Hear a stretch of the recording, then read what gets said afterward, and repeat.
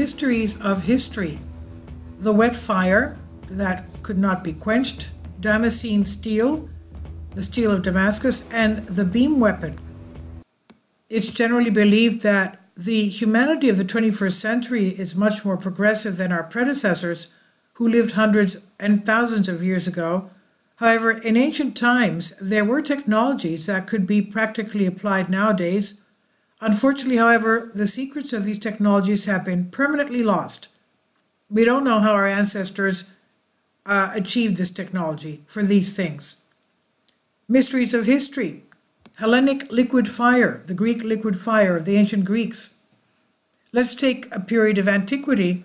A specialist in folklore and history of science at Stanford University, Adrian Mayer, revealed some very interesting but little known details of the period in question in his book Greek Fire, Poison Arrows, and Scorpion Bombs, Biological and Chemical Weapons War in the Ancient World. Did you know that liquid fire, what it means? In the 7th to 9th centuries, the people of Byzantium used this chemical substance as a weapon in sea battles. It would hurl this liquid at enemy soldiers and their ships, and they would turn into flaming columns. Water was no savior, as the liquid continued to burn even in the water. To extinguish the fire, sand, vinegar, and urine was needed. And we can see the wet fire in a manuscript miniature of John Skilitzis of Madrid, which depicts a Roman battle with the flotilla of Thomas the Slavs, the leader of the anti-feudal revolt in Byzantium. And we can see the following words on the ships, one over the ships: "The Romans set fire to the enemy fleet." The mystery of history, the beam weapon. The famous Greek scholar Archimedes, who died in 2012 BC, is said to have developed a beam weapon with which it was possible to burn a Persian fleet. The weapon was made of copper shields that could reflect the sun's rays in a devastating way. In other words, it intensed the light waves into a laser. In 2005, students at the Massachusetts Institute of Technology managed to invent such a technology. The students conducted a successful experiment in which they burned a boat in San Francisco Harbor.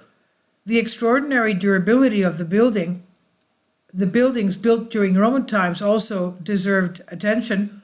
Many of them were built thousands of years ago, but one can still touch them today.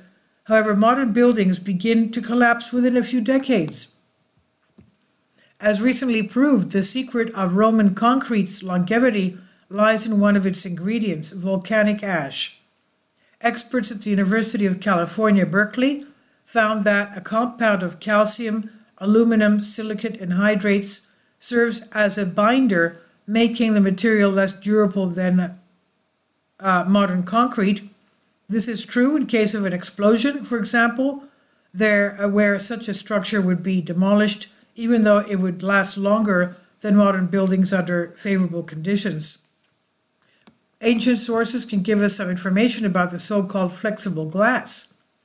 For the first time, it was mentioned by Petronius, who died in 63 AD. He told the story of a glassmaker who presented a glass vase as a gift to the Emperor Tiberius, 14 to 37 years BC. In the presence of the emperor, the glassmaker dropped the vase onto the floor, but the vase did not break into pieces. The fall deformed the glass jar just before it regained its original shape. Tiberius ordered that the glassmaker be beheaded. The emperor assumed that that man could do the same to precious metals. As recently as 2012, a company called Corning developed flexible willow glass. The material is heat resistant and flexible enough to roll. Currently, the material is used in the production of solar cells. Mystery of history, the Damascus steel, and Mithridates. Many have heard of the miraculous Damascus steel, from which swords were forged in the Middle East during the Middle Ages. This technology dates back to 300 AD.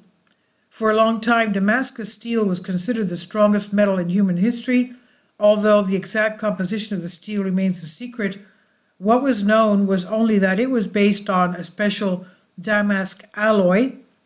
In the middle of the 18th century, the production of Damascus steel stopped. The secret of this metal was revealed some time ago in laboratory conditions with the help of scanning electron microscopy. King Mithridates VI of Pontus, 120 to 63 BC, is said to have invented a recipe for a universal antidote which was supposed to be a cure for all poisons. The substance was named after the inventor Mithridatio, then a personal physician of the Roman Caesar Nero, perfected the formula of the substance. The original recipe was lost to time. All we know is that the Mithridatio contained opium and a combination of low doses of various poisons and the antidotes. And this is from Ancient Mysteries. I've translated this for you from a Greek article. Please leave your comments. Thank you for your support. Kindly support my Patreon account. The daily posts are 5 videos daily, and they are totally different from what I have on my YouTube channel. Thank you so much for your support and that you find all my content so interesting. You'll find the Patreon account details in the description box below.